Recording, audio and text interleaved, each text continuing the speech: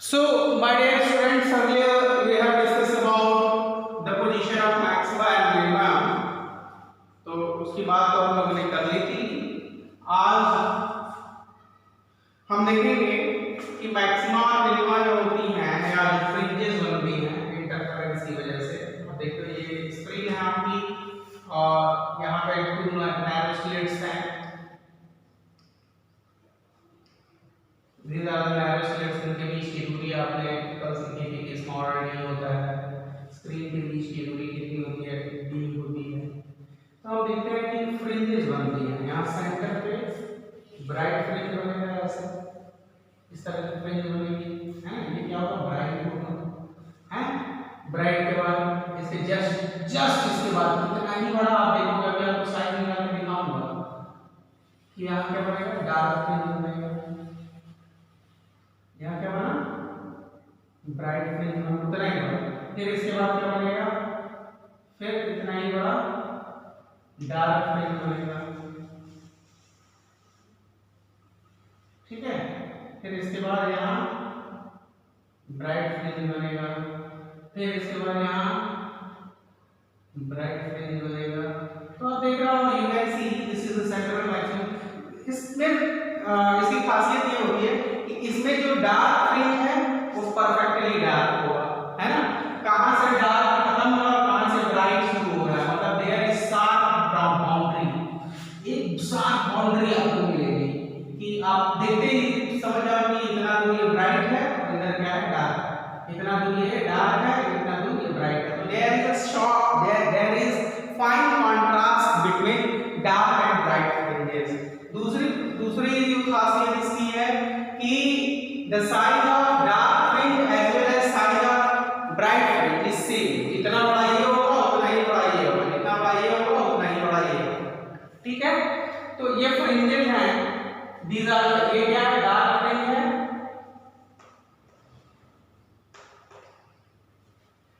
और ये आपका ब्राइट फ्रिंज है। सारे ब्राइट फ्रिंजेस ब्राइट फ्रिंज, सारे ब्राइट फ्रिंजेस और सारे ब्राइट फ्रिंजेस एक बराबर चमकदार होते हैं। यानी अगर पहले ब्राइट फ्रिंज की लाइट इंटेंसिटी एक कैंडेला है तो इसकी भी इस ब्राइट फ्रिंज की भी एक कैंडेला होगी, इसकी भी एक कैंडेला होगी। और डार्क फ्रिंज जो एकदम डार्क होता है, कंप्लीट डार्क होता है ना। तो ये चीजें आप समझें। अब हमको ये पता लगाना है कि भाई साइज हमको पता लगाना है कि किसी ब्राइट फ्रिंज की, है ना, या डार्क फ्रिंज की साइज क्या होती है। तो साइज ऑफ फ्रिंज में पहले हम साइज निकालते हैं, size of bright fringe.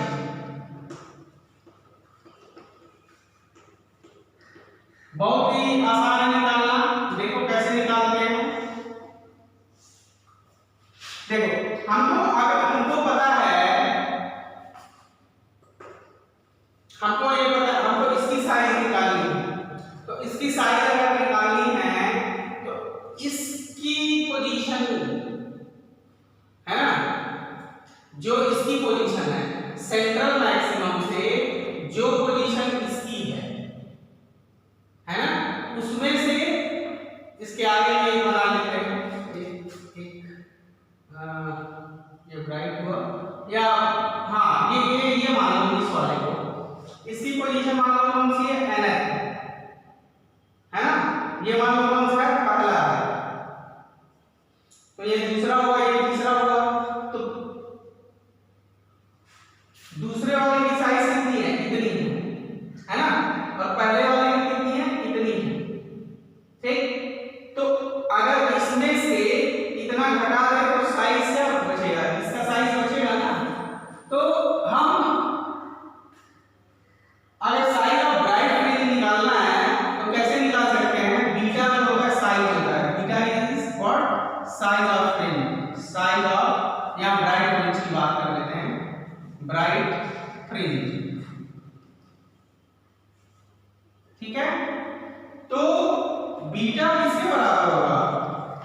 x n + 1 n + n में से x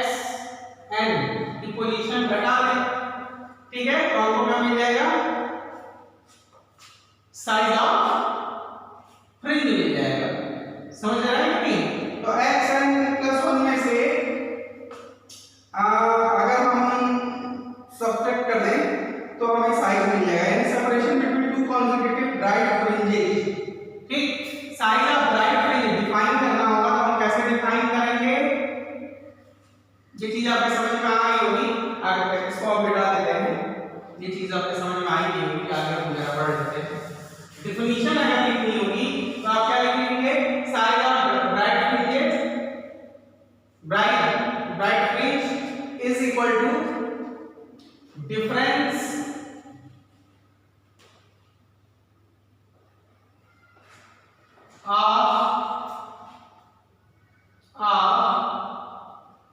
size of two consecutive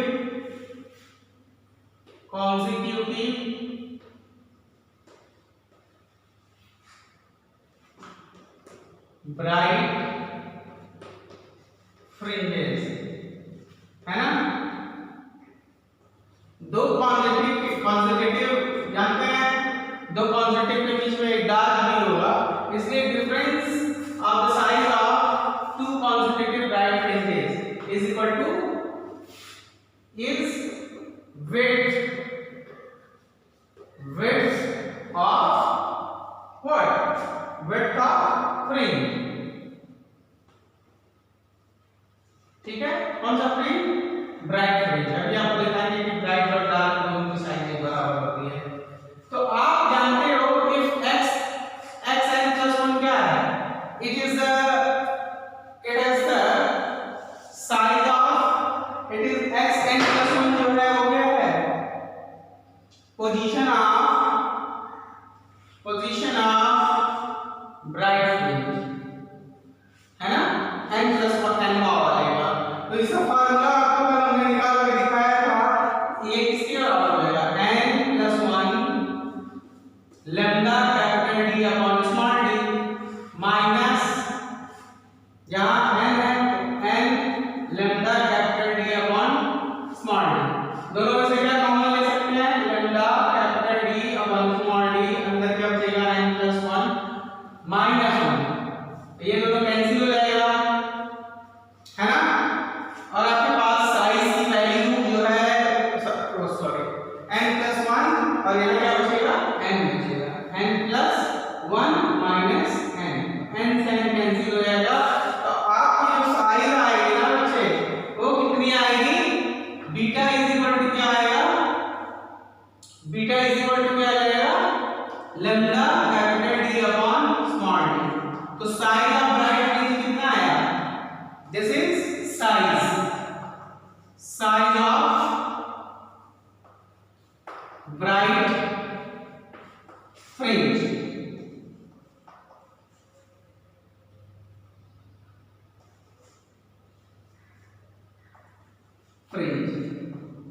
इतना है, ठीक है, ओके। यहां तक कोई दिक्कत नहीं होगी, याद रखिएगा। इसकी हेल्प से हमको वेवलेंथ भी कभी कभी निकालना पड़ता है। अगर हमको इसकी हेल्प से वेवलेंथ निकालना होगा, मतलब एप्लीकेशन इसका निकालना होगा, हमको size of the bright fringe दिया हुआ है, वेवलेंथ निकालो, तो वेवलेंथ इज इक्वल टू कितना हो जाएगा, जो लाइट यूज हुई होगी, बीटा d अपॉन लैम्डा, इस तरीके से। तो बीटा क्या है, size of the bright fringe. अच्छा चलिए अब आगे चलते हैं, ये हो गया ना, ये चीज आपने समझ में आ गई है। हमारा मेन आंसर है कि size of the bright fringe क्या होता है, lambda capital D upon small d। अच्छा अब size of the dark fringe जरा देख लीजिए, साइज ऑफ डार्क फ्रिंज। तो size of dark fringe define कैसे करेंगे, difference of size of two consecutive dark fringes, है ना, is width of fringe। कौन सा फ्रिंज, डार्क फ्रिंज। चलिए अभी हम आपकी बात करते हैं। तो मान लीजिए ये बीटा डार्क कर देते हैं, बीडी क्या है, साइज ऑफ डार्क फ्रिंज। तो साइज ऑफ डार्क फ्रिंज भी वही होगा, xn plus 1 minus xn। xn plus 1 क्या है, x position of n plus 1th dark fringe, है ना। Yes sorry, size of x plus n, size of n plus 1th dark fringe. तो dark fringe के लिए आप देखो यहाँ से मामला थोड़ा चेंज होगा, क्योंकि फार्मूला हमारे लिए डार्क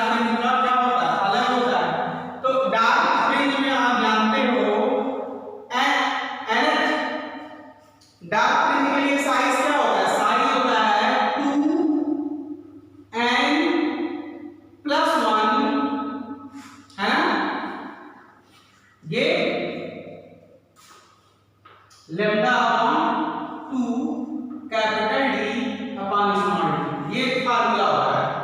अब यहाँ देखो, यहाँ n की जगह हमको क्या रखना है, n+1, यहाँ n की जगह हमको क्या रखना है, n+1। तो अब यहाँ रख दो इस फार्मूले में, यानी हमको n की जगह क्या रखना है बच्चों, n+1 रख दिया नहीं हमने, ठीक है, ये हो गया। और n के लिए तो वही फार्मूला होगा, यानी क्या होगा, 2n+1 ब्रैकेट में lambda capital D upon 2 small D, ठीक है।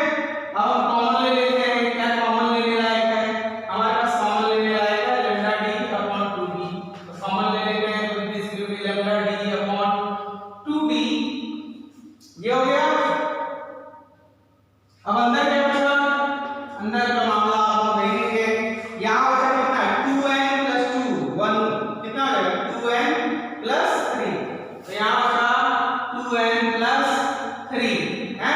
अब माइनस कितना होगा, -2n -1, अब नीचे आया आपका कितना, 8 तो है ही, तो देखिए 2n से 2n कैंसिल हो गया, और 3 में से 1 गया तो कितना हुआ, 2, उस 2 से ये 2 कैंसिल हो जाएगा, तो बचा क्या, यहाँ पे हमारे पास क्या बचा, लैम्डा डी अपॉन डी, है ना, जो ये भी क्या है, ये क्या है, this is size of, size की जगह विड्थ लिखा करिए, विड्थ ऑफ साइज का मतलब ये पूरा हो गया, और विड्थ का मतलब क्या हुआ, ये यानी डायमीटर, ठीक है, width of dark range,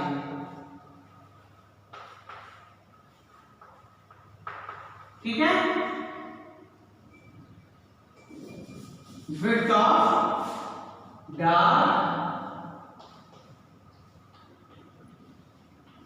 fringe, ठीक है। तो क्या देखा आपने, चाहे डार्क फ्रिंज हो चाहे ब्राइट फ्रिंज हो, दोनों की साइज क्या होती हैं, सेम होती हैं। तो अब हम कुछ कंक्लूजन देख लेते हैं और आगे की तरफ बढ़ते हैं।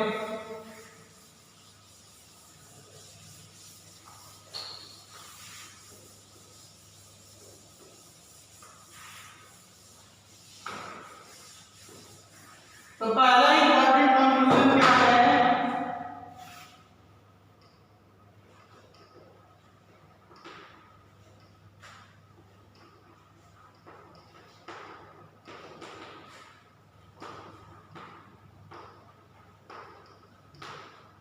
पहला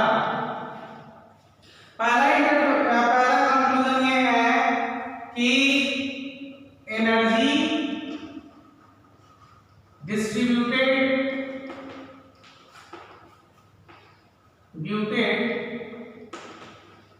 in the form of maximum directly and minimum, ठीक। दूसरा, size of all the bright fringes are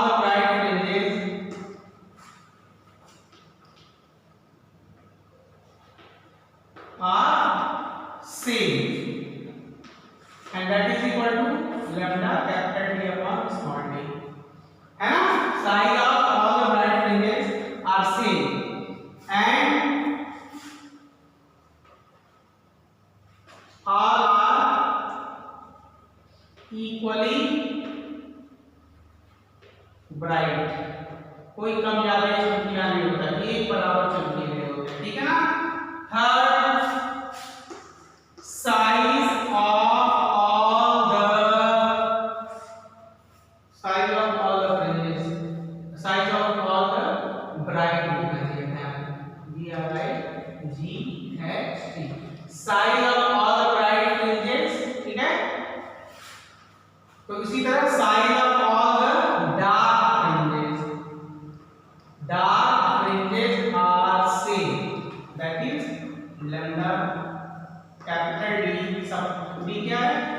consist of screen from slit, यही होगा।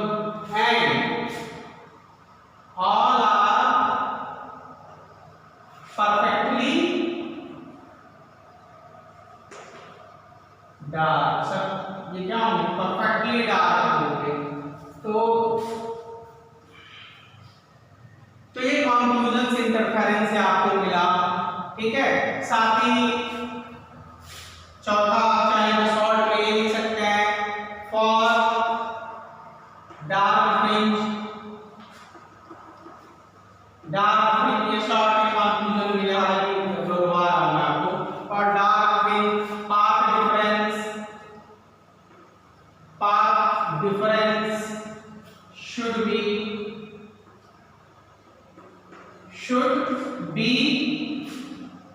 odd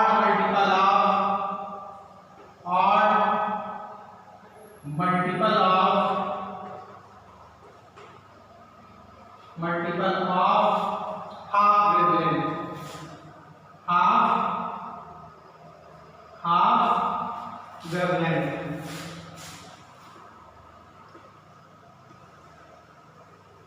ठीक है, यानी कितना होना चाहिए? पाथ डिफरेंस कितना होना चाहिए? 2n + 1 का ये dark wavelength. And phase difference क्या होना चाहिए? ऑड मल्टीपल ऑफ पाई, है ना। इसी तरह फॉर ब्राइट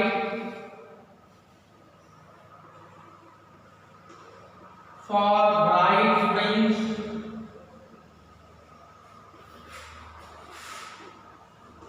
path difference कितना होना चाहिए? है ना, path difference x = n lambda होना चाहिए। एंड phase difference कितना होना चाहिए? phase difference should be integral multiple of 2 pi, यानी 2n pi होना चाहिए। तो सारे कॉन्क्लूजन्स के बहुत सारे कॉन्क्लूजन्स हो सकते हैं। तो यहाँ तक हम पहुंच गए।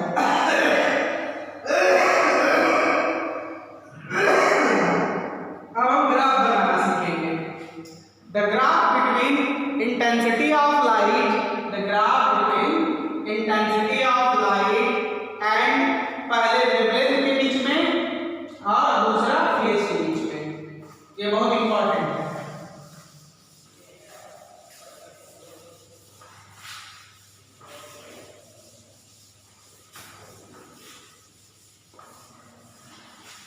चलिए, ये बोर्ड पे बार बार आता है। तो पहला ग्राफ हम बनाएंगे, दो ग्राफ बनाएंगे, दोनों सेम ही है, आप जानते हैं। ग्राफ बिटवीन इंटेंसिटी का मतलब समझ रहे हैं? अच्छा, है ना।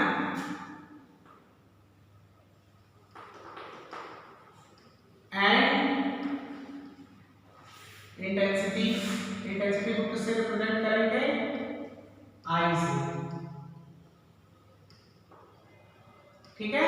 किससे रिप्रेजेंट करेंगे इंटेंसिटी को? आई से, ठीक है। And wavelength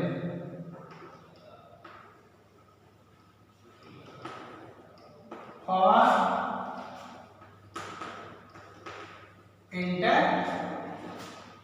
interference. चलिए देखते हैं। ये इंटेंसिटी हो गया। आप जानते हो एंगल पॉजिटिव नेगेटिव दोनों हो सकता है। ये सबसे पहले हम क्या वेवलेंथ के बीच ले रहे हैं? अच्छा, वेवलेंथ के बीच ले रहे हैं। यहाँ लैम्डा ब्रैकेट में आप डाल दीजिएगा, ठीक है। तो यहाँ हमने लैम्डा ले लिया जी, ये हमने इंटेंसिटी ले लिया। तो this is the graph between intensity and lambda for interference, ठीक। तो यहाँ 0 ले लेते हैं, यहाँ λ/2 ले लेते हैं, फिर यहाँ लैम्डा ले लेंगे, यहाँ 3λ/2 ले लेंगे, यहाँ 2λ हो जाएगा, यहाँ 5λ/2 हो जाएगा, है जी। समझ रहे हैं आप? आगे चलेंगे तो यहाँ कितना हो जाएगा? चलिए, 2 के बाद ढाई हुआ तो 3 लैम्डा हो जाता। ऐसे इस साइड आइए तो यहाँ माइनस लैम्डा बाई 2 हो जाता। यहाँ 1 2 3 4 5 6 1 2 3 4 5 6। हाँ तो यहाँ पे क्या रहता माइनस लैम्डा हो जाता। यहाँ कितना हो जाता माइनस 3 लैम्डा बाई 2 हो जाता। यहाँ माइनस 2 लैम्डा हो जाता। यहाँ माइनस 5 लैम्डा बाई 2 हो जाता और यहाँ 3 लैम्डा हो जाता। तो यहाँ आपको कोई दिक्कत नहीं होगी। अब आपको याद तो है ना, आपको ये तो पता ही है कि हमारे पास जो फार्मूला था वो ये कहता है कि हमको ब्राइट फ्रिंज कहाँ मिलेगा। फॉर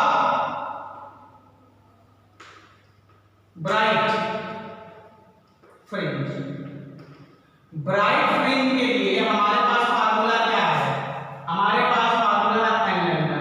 यानी हमको ब्राइट फ्रिंज कहाँ मिलेगा 0 पे, क्योंकि n = 0 1 2 3 कुछ भी हो सकता है। लैम्डा पे 2 लैम्डा पे 3 लैम्डा पे 4 लैम्डा पे 5 लैम्डा पे, है जी ऐसा ही तो मिलेगा। और डार्क फ्रिंज कहाँ मिलेगा, डार्क फ्रिंज कहाँ मिलेगा वो भी याद है। तो उसके लिए फार्मूला था 2n + 1 आठ मल्टीपल लैम्डा बाई 2।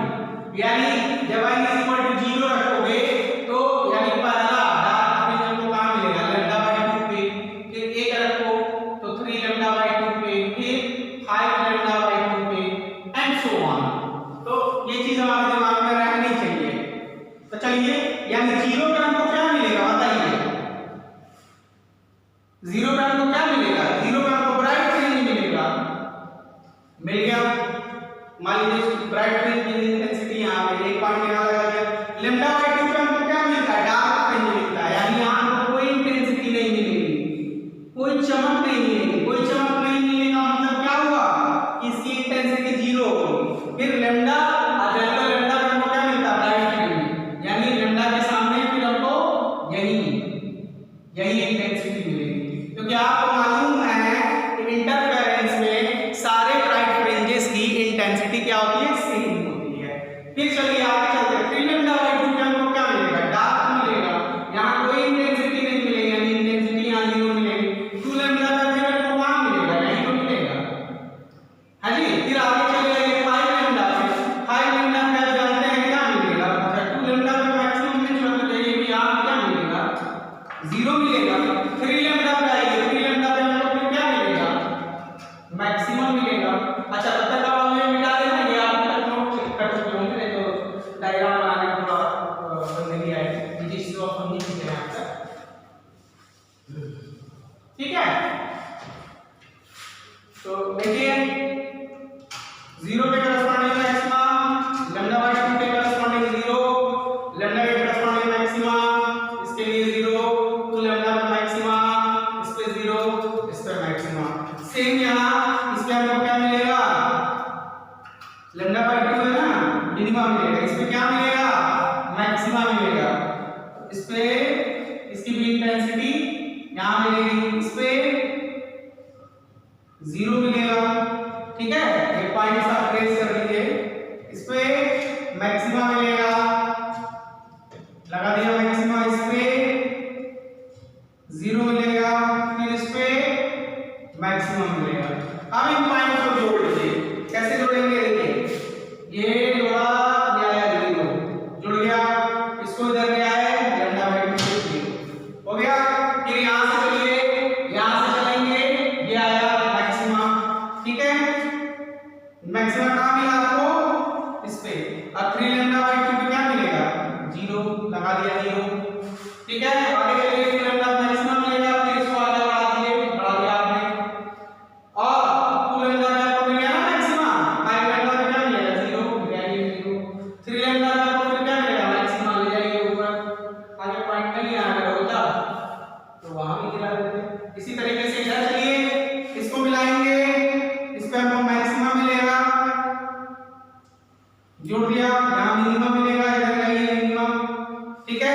इसके बाद फिर आगे चलिए 2 lambda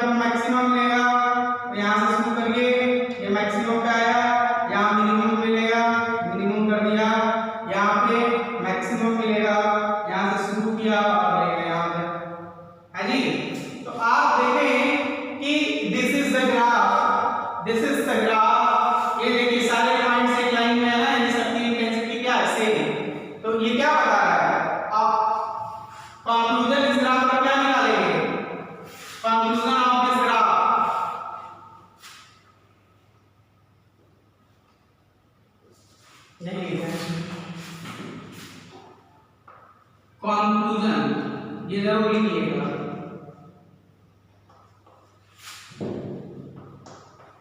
intensity of all bright fringes,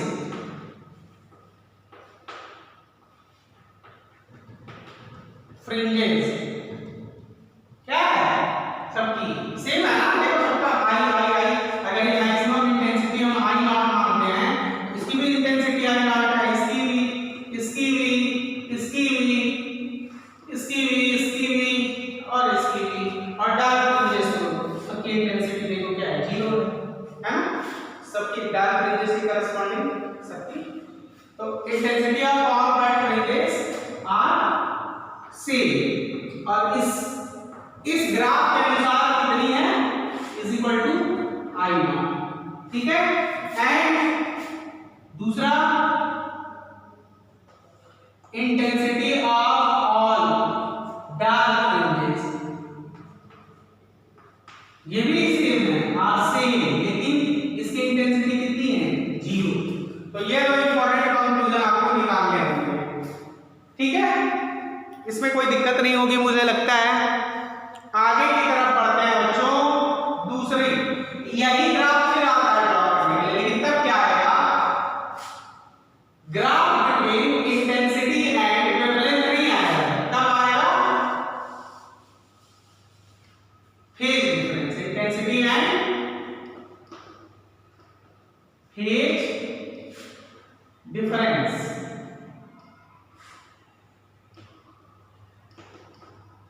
ठीक है। फेज डिफरेंस इसको आप क्या कहते हैं, फाई, है ना, फॉर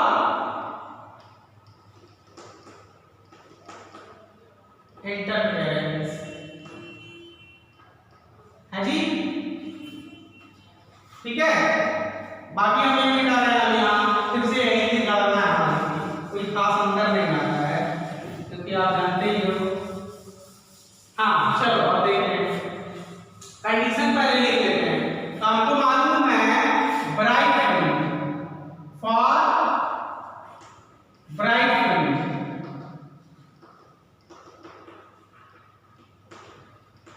ब्राइट फ्रिंज के लिए जो फेज डिफरेंस फाई है वो क्या होना चाहिए, integral multiple of 2 pi, integral multiple of 2 पाई, यही ना, 2n पाई, यानी या तो या n इज इक्वल टू क्या हो सकता है, 0 1 2 3 जो भी, यानी पाई क्या होना चाहिए, या तो 0 हो, या तो इंटीग्रल मल्टीपल, या तो 0 हो, या तो 2 पाई हो, या तो 4 पाई हो, 4 पाई सोने वाला नहीं, 4 पाई है ना, 3 अगर रखेंगे तो 6 पाई एंड सो ऑन।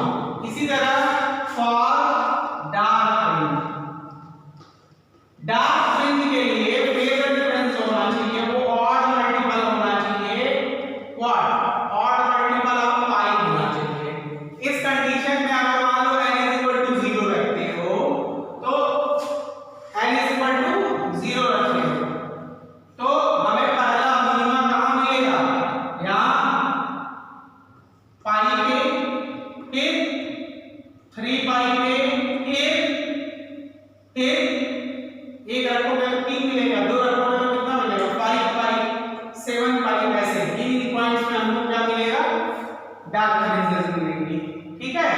अगर हम ग्राफ इसके बीच इंटेंसिटी और पाई के बीच में ड्रॉ कर रहे हैं, तो चलो ये थोड़ा छोटा ग्राफ ड्रॉ कर देते हैं ताकि हमको कंक्लूजन दोबारा ना लिखना पड़े।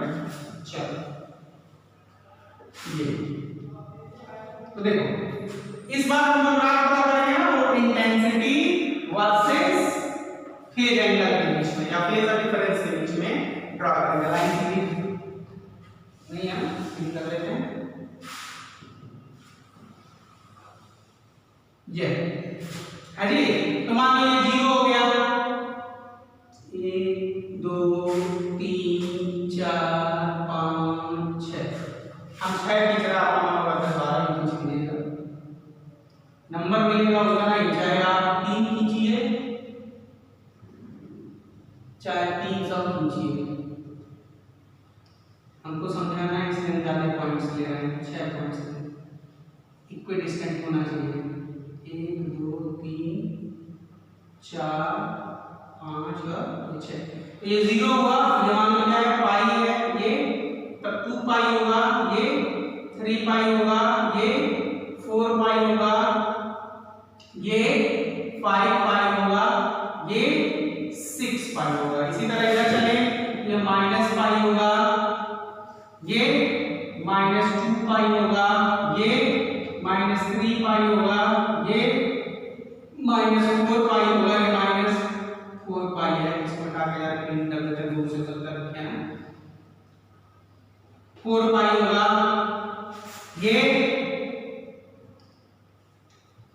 ये जो होगा वो क्या होगा, माइनस माइनस 5 पाई होगा। अच्छा 6 पाई करना है, वही हो गया 6 पाई विद माइनस। एनी प्रॉब्लम नहीं होना चाहिए, सब भली बात दिख रहा है। तो आप जानते हो जब पाथ डिफरेंस या फेज डिफरेंस 0 होता है तो हमको क्या मिलता है, मैक्सिमा। मान लीजिए मैक्सिमा ये पॉइंट, ठीक है, तो 0 के करस्पॉन्डिंग मैक्सिमा मिलेगा। पाई के करस्पॉन्डिंग अभी सीखा है, मिनिमा मिलता है, डार्क फ्रिंज, ठीक है ना, डार्क फ्रिंज का मतलब मिनिमा। 2 पाई के करस्पॉन्डिंग फिर हमको क्या मिलेगा, मैक्सिमा मिलेगा, यानी इसके करस्पॉन्डिंग फिर यहाँ मैक्सिमा मिलेगा। 3 पाई में मिनिमा मिलेगा, यहाँ लिख लो। 4 पाई के करस्पॉन्डिंग फिर हमको मैक्सिमा मिलेगा। तो 5 पाई क्या आएगा, 5 पाई का हमें पता है क्या मिलने वाला है, मिनिमा मिलने वाला है। 6 पाई में हमको फिर मैक्सिमा मिलेगा जी। अब यहाँ पे आते हैं इसी तरह, पाई में हमको क्या मिलेगा, मिनिमा मिलेगा। 2 पाई में हमको क्या मिलेगा, 2 पाई में क्या मिलेगा, फिर मैक्सिमा मिलेगा। उसके बाद 3 पाई की बात करते हैं, 3 पाई में हमको फिर मिनिमा मिलेगा। 4 पाई में हमको फिर मैक्सिमा मिलेगा। नाउ अगेन 5 पाई में हमको फिर मिनिमा मिलेगा। 6 पाई में हमको फिर मैक्सिमा मिल जाएगा। अब इन पॉइंट्स को आप जोड़ दीजिए। चलिए साहब, ये जोड़ दिया इधर, ये इधर आ गया जी। फिर आगे चलते हैं, यहाँ मैक्सिमा है, ये मिनिमा से शुरू हुआ, मैक्सिमा गया, ये आ गया यहाँ, ठीक है। फिर आगे चलते हैं, यहाँ पे ये गया ऐसे, इसको जोड़ दिया है जी। इधर इधर चलेंगे तो यही खत्म हो जाएगा यहाँ। अच्छा अगला पॉइंट भी है, अपने अगला पॉइंट भी है, क्योंकि ये इसी का तो है, ये हो गया। इसी तरीके से यहाँ चलते हैं, यहाँ सबसे पहले हमारे पास क्या है, 2 पाई में मैक्सिमा है, तो चलते हैं, ये मैक्सिमम हो गया। 3 पाई पे आएंगे तो क्या होगा, मिनिमम हो जाएगा, मिनिमल है। फिर इसके बाद आगे चलिए, हमको 4 पाई में फिर मैक्सिमा मिलेगा, मैक्सिमा लिया है, इस पे मिनिमम मिलेगा। उसके बाद यहाँ से फिर क्या मिलेगा, मैक्सिमा मिलेगा।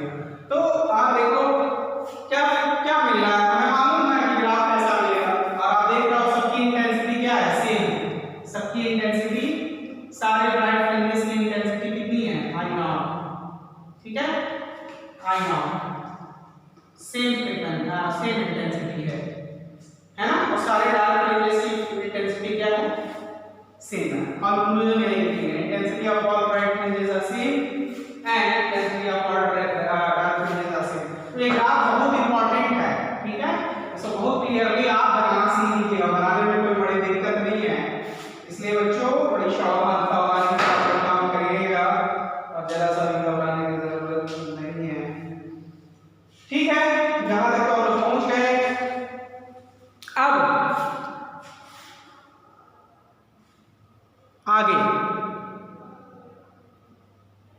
आगे के डिस्कशन हम शुरू करते हैं। आगे का डिस्कशन ये है, वो न्यूमेरिकल के पॉइंट ऑफ व्यू से बहुत ज्यादा इंपॉर्टेंट है और इसलिए हमें ये जानना चाहिए कि हमें ratio of intensity of maxima and minima, ठीक है, ratio of intensity of maxima and minima, ये हमने आपको बताया था। हालांकि आज फिर हम बता रहे हैं रेशियो ऑफ इंटेंसिटी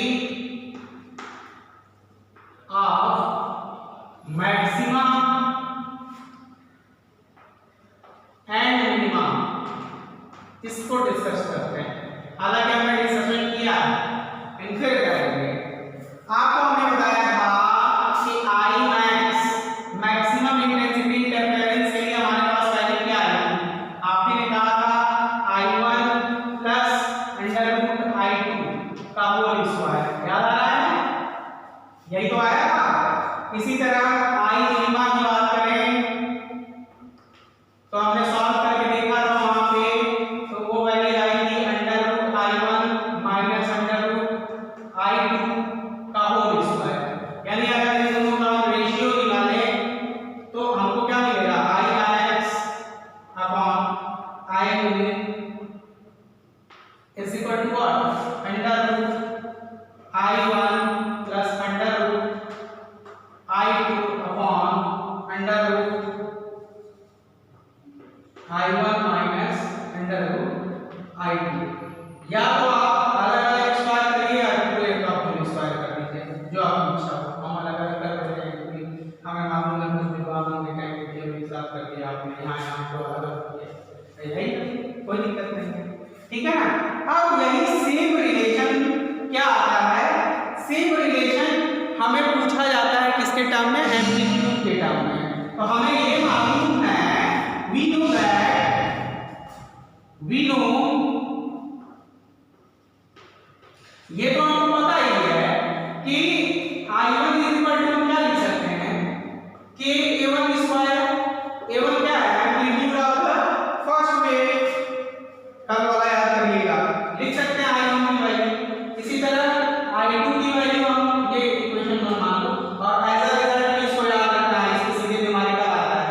तो I2 इज इक्वल टू कितना हो जाएगा, k A2 स्क्वायर। यही तो होता है इंटेंसिटी का फार्मूला, है जी। तो अब आप क्या करें कि put this value in first, now from first. तो फ्रॉम फर्स्ट अब हमारे पास क्या है, ध्यान से देखिएगा, अब हमें थोड़ा झुकना पड़ेगा। I max upon I minimum is equal to, अब जो अंडर रूट I1 की जगह, अंडर रूट I1 की जगह हम क्या रख सकते हैं, ये रख सकते हैं कि नहीं। जब ये रख सकते हैं तो ये ब्रैकेट में हम क्या लिखेंगे, k A1 स्क्वायर लिख लिया, I1 है ना, अंडर रूट I1 प्लस यहां अंडर रूट लगाया, यहां अंडर रूट लगाया प्लस I2 की जगह हम क्या रखेंगे, A2 स्क्वायर, ये भी लगा दिया, है जी, upon under root k A1 square minus under root k A2 square, ये भी लगा है जी, लगा दिया। और आपने कहा ये पूरा किसमें है, होल स्क्वायर में है, ये पूरा किसमें है, होल स्क्वायर में है जी। यहां पर कोई दिक्कत नहीं है, चलिए नहीं दिक्कत है, बड़ी अच्छी बात है। इन दोनों में से हम क्या कॉमन ले सकते हैं, रूट के कॉमन ले सकते हैं, और रूट के जब कॉमन लेंगे तो आगे हमारे पास यहाँ क्या बचेगा, इज इक्वल टू रूट के हम कॉमन ले लेते हैं ब्रैकेट में, अभी ये ब्रैकेट में रहने के ऊपर। तो यहाँ हमने क्या किया, रूट के जब कॉमन ले लिया, अंदर क्या बचा, under root A1 square, under root A1 square का मतलब कितना आया, A1, ठीक है। और यहाँ कितना बचा, इसी तरह यहाँ क्या बचेगा, अंडर रूट के A2 का होल स्क्वायर।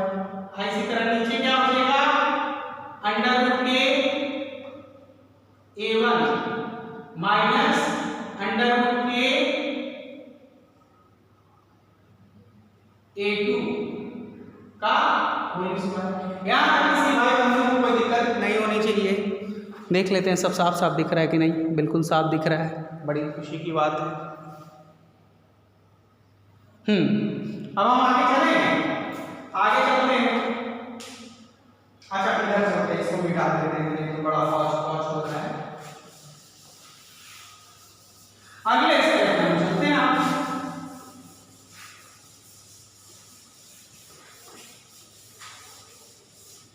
अगले स्टेप में जब हम चलेंगे तो हमारे पास अब ये इक्वेशन आ गया, I max amplitude determinant upon I minimum is equal to what, root के कॉमन ले लीजिए। तो रूट के कॉमन लेंगे, ब्रैकेट में रूट के कॉमन ले लेते हैं इसको और बड़ा कर लीजिए। तो अंदर क्या बचा है यहाँ पे, a1 प्लस a2 ये बचा ना का होल स्क्वायर। इसी तरह नीचे अंडर रूट के ब्रैकेट में a1 माइनस a2 है ना का होल स्क्वायर। ठीक, इस केस से एक कैंसिल हो गया।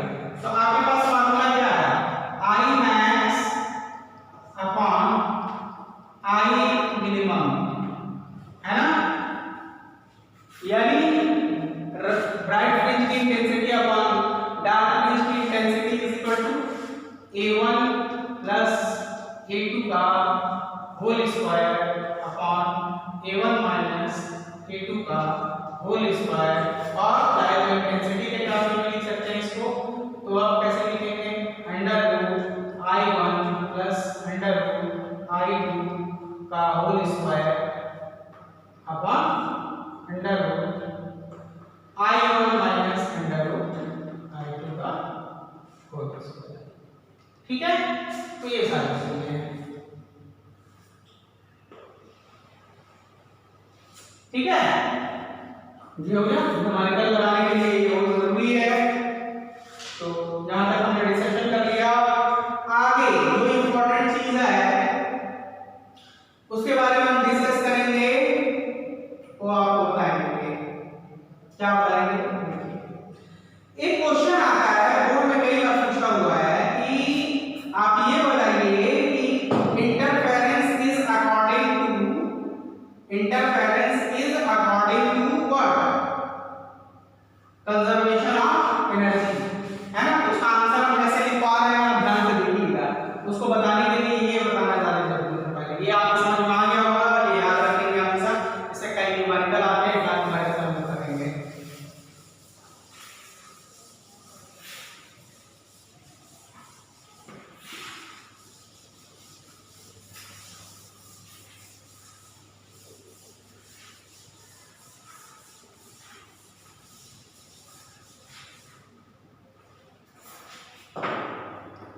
Prove that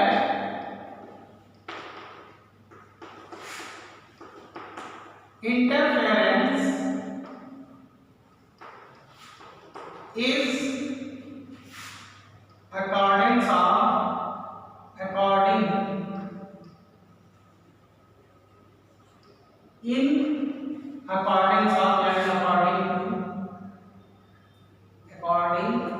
to conservation of energy।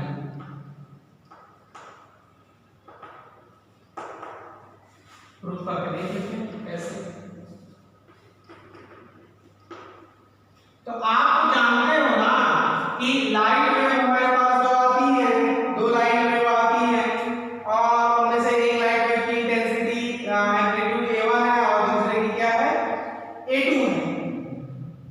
एक की क्या है, a1 है, और एक की क्या है, a2 है। अगर ये दोनों केवल सुपरपोजिशन करें, ठीक है, इफ यहां पे देखो आंसर देखो, इन superposition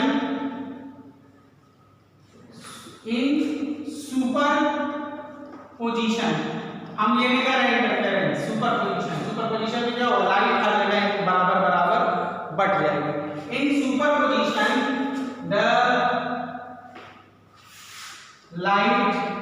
the light will equally distributed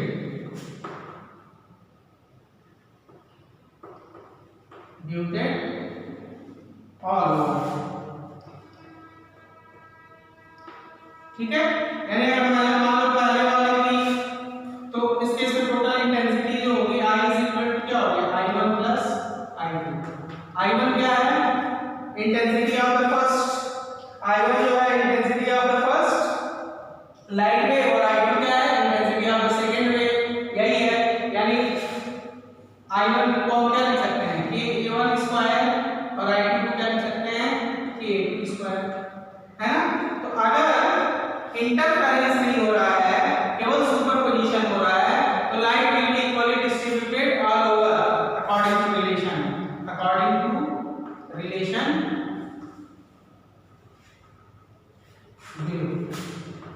ठीक, पहला हो गया, है ना।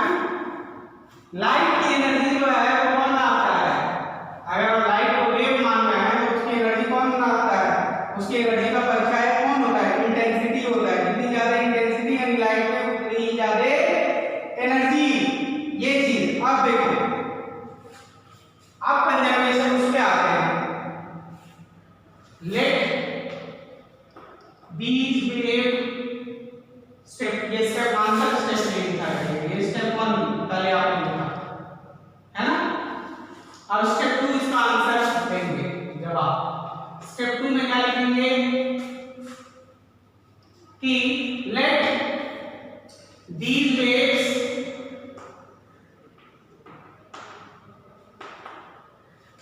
इंटरफेयर, ठीक है ना, goes these wave goes interference। ये वेव जो है इंटरफेरेंस के थ्रू जा रही है।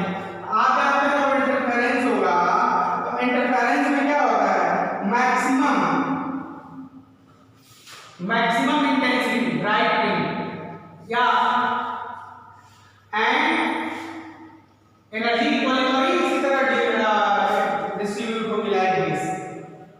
किस फॉर्म में डिस्ट्रीब्यूट होगी, मैक्सिमम और मिनिमम के फॉर्म में, है ना। कहीं सारी एनर्जी डिस्ट्रीब्यूट हो जाएगी और कहीं जरा सी भी एनर्जी नहीं डिस्ट्रीब्यूट होगी। यानी जहां जरा सी भी एनर्जी नहीं डिस्ट्रीब्यूट हुई है यानी डार्क फ्रिंज पे एनर्जी कितनी है, 0। तो जहां डार्क फ्रिंज वाली जो एनर्जी थी वो ट्रांसफर कहां हुई है, ब्राइट फ्रिंज वाले पे। इसीलिए जब टोटल जोड़ोगे तो एनर्जी इतना ही आएगा। तो late these waves undergo interference and energy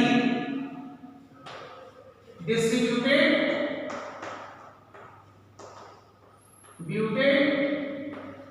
as maxima and bright fringe and minima। ठीक है, तो इसका मतलब ये हुआ कि I max जो होगा, अभी आपने पढ़ा है I max is equal to कितना होगा, I max is equal to, अगर इसके टर्म में लिखें तो under root I1 plus under root I2 का होल स्क्वायर, और एम्पलीट्यूड के टर्म में लिखे तो इसके लिए हमारे पास फार्मूला क्या आएगा, k कॉमन हो जाएगा और अंदर क्या बचेगा A1 प्लस A2 का होल स्क्वायर, ये हो जाएगा। इससे पहले हमने सीखा था इसी तरह I मिनिमम कितना हो जाएगा, under root I1 plus under root I2 minimum is equal to k A1 minus A2 का होल स्क्वायर। ठीक, तो ये चीज यहां तक आपको समझ में आ गया होगा कि एनर्जी किस तरीके से डिवाइड हो रही है। अब एवरेज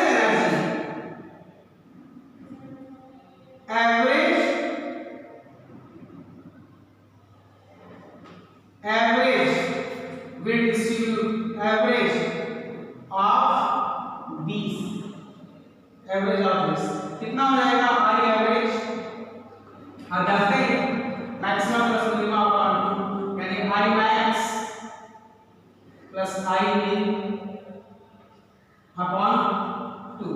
तो I max की वैल्यू कितनी है, देखो I max की वैल्यू कितनी है, तो ये k ब्रैकेट में कितना हो गया A1 स्क्वायर प्लस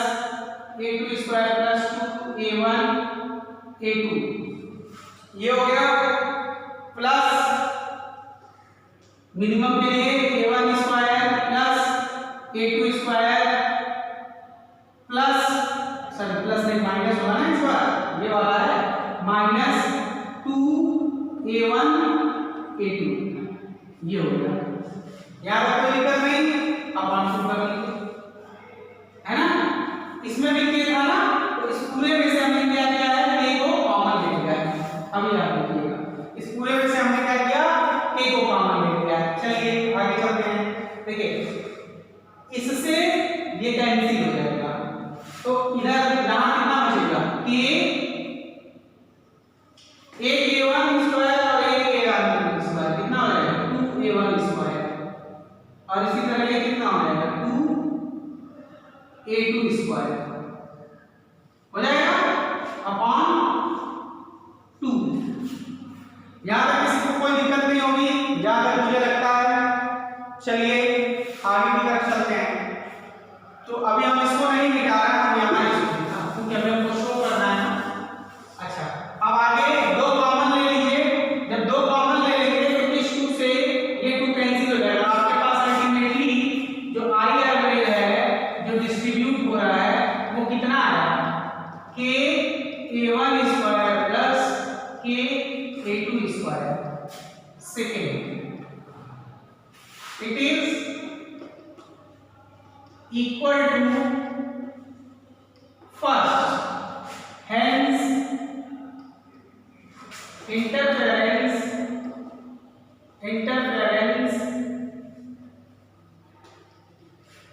is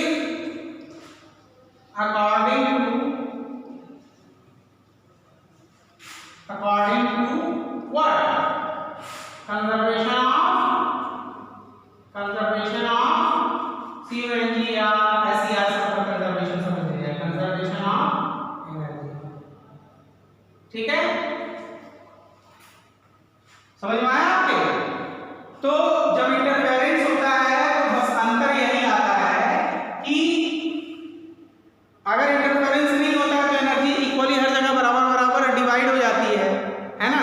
यानी अगर मान लो हमारे पास टोटल एनर्जी कितनी है, 5 जूल है, तो अगर इंटरफेरेंस नहीं हो रहा है तो दो जगह जो है 2.5 जूल बढ़ गया दो पोजीशन पे, ठीक। लेकिन अगर इंटरफेरेंस होगा तो क्या होगा, ब्राइट फ्रिंज पे ही 5 जूल डिस्ट्रीब्यूट हो जाएगा, यानी 2.5 जूल जो दूसरी जगह वाला था वो शिफ्ट हो गया कहाँ, ब्राइट फ्रिंज पे। टोटल एनर्जी तो दोनों ही केस में 5 ही जूल रहा ना, तो वही चीज ये समझा रहा है, ठीक। तो ये प्रूफ हो गया। तो यहां तक हमने कर लिया। यहां तक इंटरफेरेंस से रिलेटेड कुछ भी ऐसा नहीं बचा जिसके बारे में हम लोगों ने डिस्कस नहीं किया। एक पॉइंट के बारे में हमने डिस्कस कर लिया है। आगे हम डिफ्रैक्शन के बारे में डिस्कस करेंगे नेक्स्ट लेक्चर में, और भी इंटरेस्टिंग टॉपिक है। चलिए तब तक के लिए अलविदा।